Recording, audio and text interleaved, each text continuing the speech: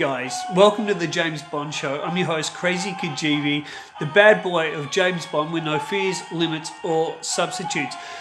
Thank you so much, guys, for waiting for my return. Unfortunately, my beloved Bosco passed away 2 weeks ago yesterday, so I've had some time off, also been busy with work. Thank you so much to everyone for the well wishes for Bozzy.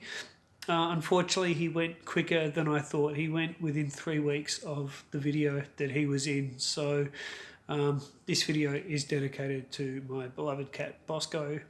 23rd of December 2000 to June 25th, 2020. So on the Tuesday before he died, he got to 19 and a half. So it's dedicated to Bozzy. Okay, guys, so I'm taking you through a scene where James Bond confronts Elektra from The World Is Not Enough, directed by Michael Apted.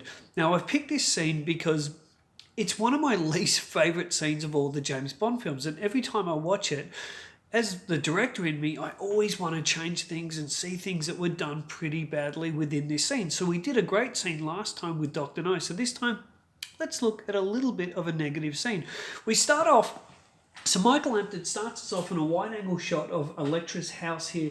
Now, he decides to move the camera straight away, which is not always a bad thing. I just think with the decision he's made when it comes to Elektra, when she's supposed to be relaxed in her home and then a bit frightened, I don't think he's made the right choices here. So let's have a look at the scene and then I'll take you back through it. We'll go from there. So he's pushing in here, pushing in, pushing in, pushing in.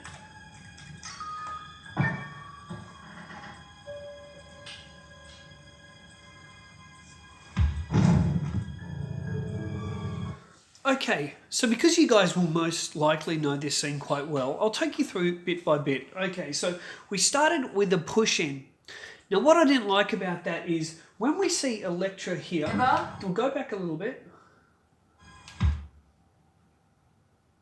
So we start off, we see Elektra here, she's just playing around on her keyboard, probably doing business. We're in a, what I would call, for this frame, it's like a wide angle shot, but it's like a medium wide angle shot. It shows the chest, her desk, her bed, etc., and her on left. And it's interesting that the director starts her on camera left, and we're hearing these sounds, but what he's chosen to do is push in on her. Now, I wouldn't have pushed in on her. I would have kept the exterior shot of the house static, then I would have kept this static until there was a reason to move it. Now, what I mean by that is we set up here with sounds off screen, creaking floorboards, and then a thump that something's going on, as though someone's potentially coming after her. So what I believe he should have done is left it static until we hear these shots, till her mind starts creeping, and then move in on her. That's what I would have done. So let's go back, have another little look. So he's moved here. Now, because he's moved there, he can't just go from static to moving. So that's why he has to move there, though he shouldn't have. He should have kept the wide angle shot as static, then this one static, and once, this is when I'll say, yep, that's when I would start moving the camera.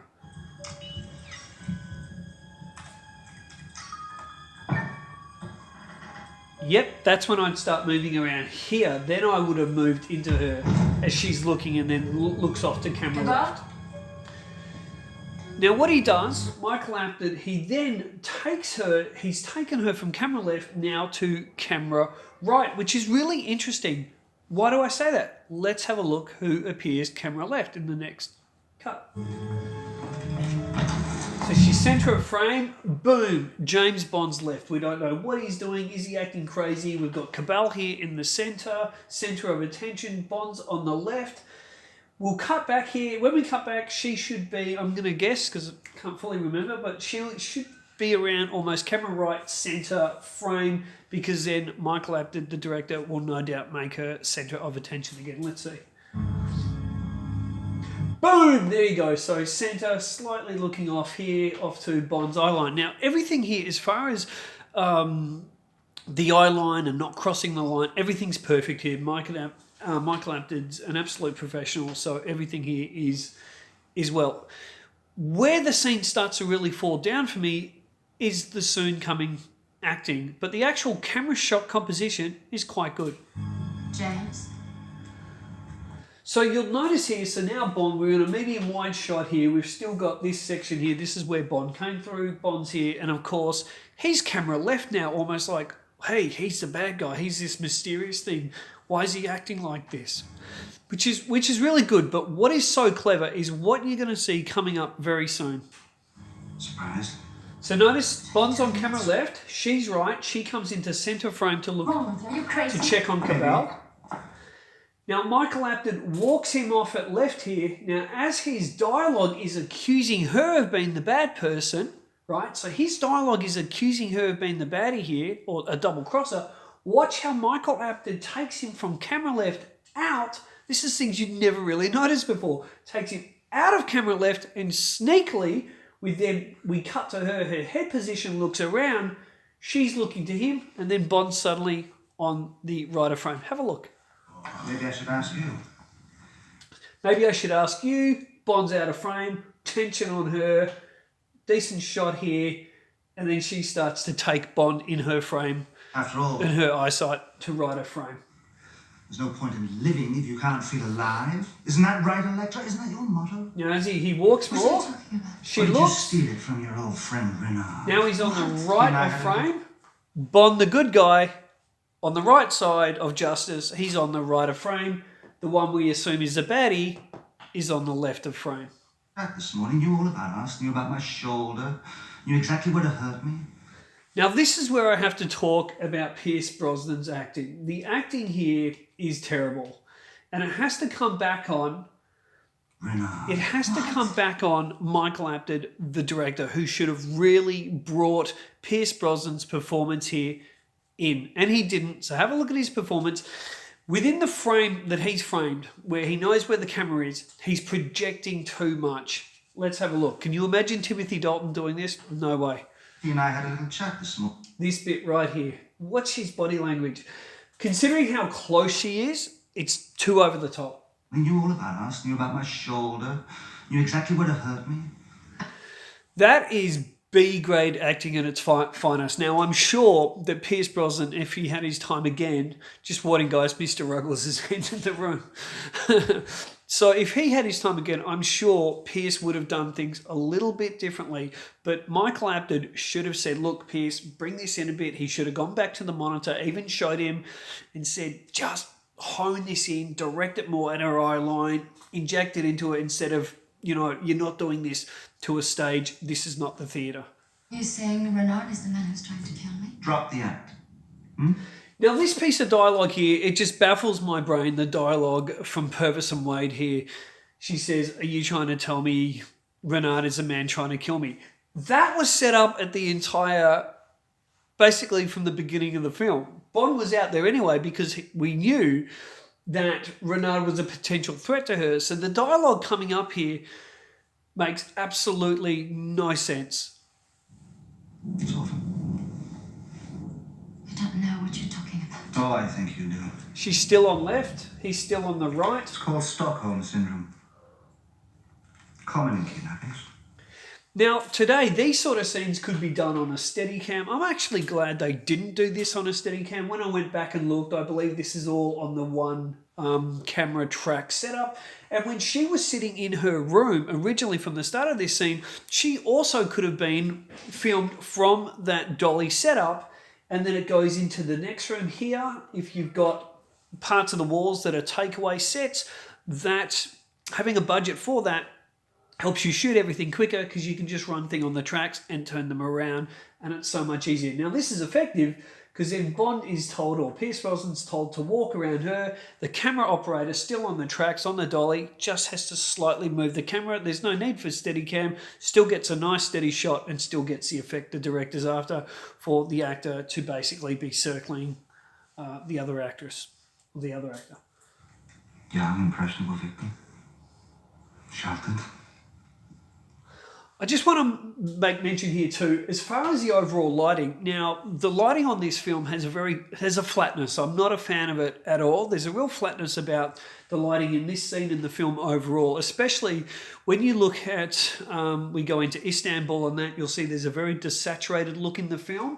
Even on the exteriors, there's also a bit of a desaturation going on here. If you compare it to For example, even Dr. No, when you see the red velvet on the back of the door or the red leather on the back of M's door, you can see the colours and the brightness. Now, that was in part 1 of Dissecting the Directing. You see here, these greens and that, it's all very quite muted in tone. Sexually inexperienced. A powerful kidnapper. Skilled in torture, manipulation. Now, that there, again, is for me absolute overacting. Skilled in manipulation. It's too much. There's just too much from Brosnan here. He's a professional actor by this time. It's his 3rd Bond film. He should have naturally known just to bring that in a little bit. Sometimes less is more. Something snaps in the victim's mind. The captive falls in love with her captor. Now, I've got to praise the actors for that. Pierce Brosnan was known to letting actresses, including Terry Hatcher in Tomorrow Never Dies, belt him. She fully hit him. He has been fully hit there. Obviously, the sound effects add a bit of play to it, but good performance, brave from the actors letting that happen. Dare you, that animal, that monster? He disgusts me. She's still on the left of frame. You disgust me. So he knew where to hurt you, is that it? You had a sling on your arm at the funeral. That's good dialogue. I like the dialogue there. She's reminding him he had the sling. She's obviously manipulating him. She's a very clever villain, so that's good dialogue there. And I didn't have to sleep with you to find that out.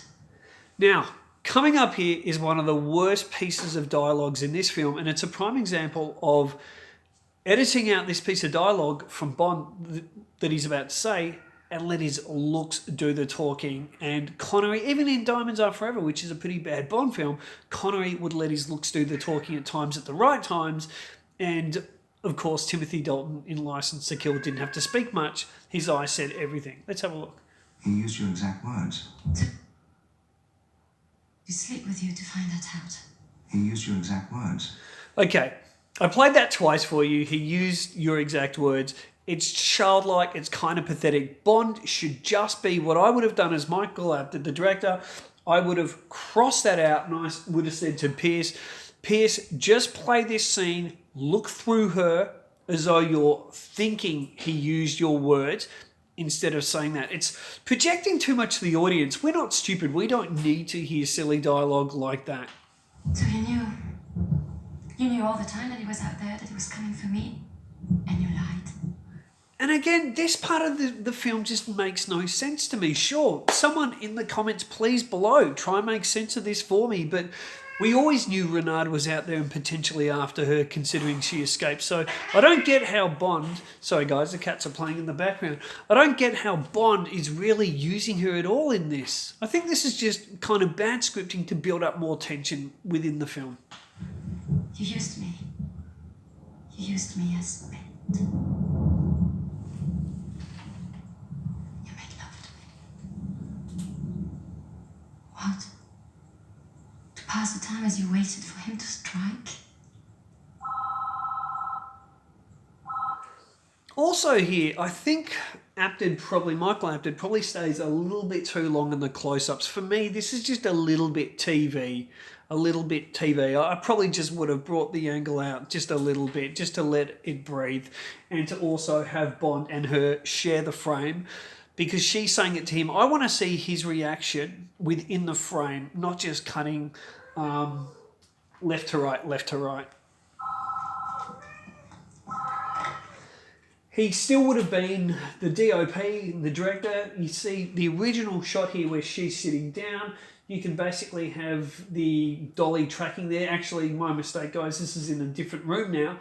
But where Cabal was knocked out here, camera track was over here. They haven't even needed to move that camera track. So they can get a whole lot of film here very simply, almost in one setup, as long as this lighting is all pre-done.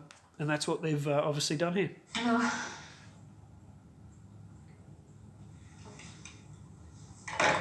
He struck again. 10 men are dead at the pipeline. I'm coming with you. You do what you want to do. But Now, you'll have a look here and you'll see she's on right of frame. She's just giving him a dressing down, made him look like the bad guy and made like she's the good person again. And then she's on right of frame about to exit out to left. Is she good? Is she bad? Right, left? I think that's clever direction.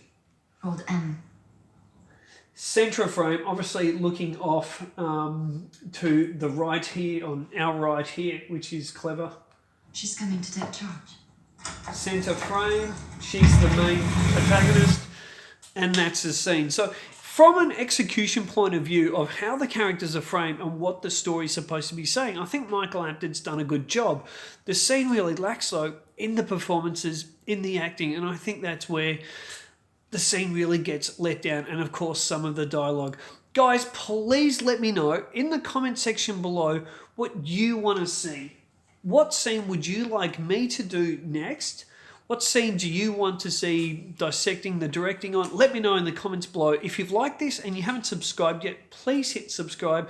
And more importantly than anything, if you've been entertained by this, guys, drop a thumbs up. That means a lot to me. Till next time, guys, keep on bonding and say hi to your mum for me.